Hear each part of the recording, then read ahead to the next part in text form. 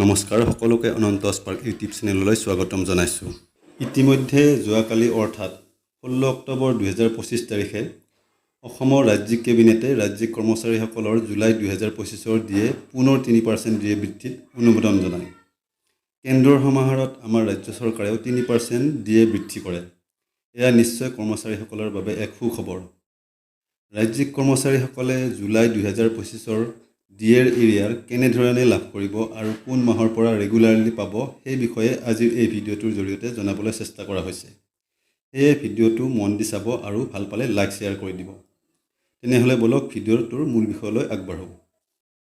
যোৱা 16 অক্টোবৰ 2025 ৰাজ্যিক কেবিনেটে লোৱা সিদ্ধান্ত অনুসৰি অক্টোবৰ মাহৰ 58% সংশোধিত ডিএ দিয়াৰ অহা নৱেম্বৰ মাহৰ পৰা আদায় দিয়া হ'ব, নিয়মিতভাৱে আদায় দিয়া হ'ব।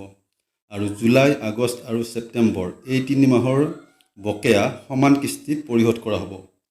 আল্টিমেটলি আকৌ কিস্তিৰ বৃষ্টি। যিয়েই নহওক, দীপাৱলীৰ পূৰ্বে ৰাজ্যিক কৰ্মচাৰীৰ বাবে এয়া এক সুখবৰ বুলি ক'ব পাৰি। আজিৰ ভিডিঅ'ৰ বিষয়বস্তু ইমানেই আছিল। শেষত আপোনালোক সকলোকে বহুত বহুত ধন্যবাদ।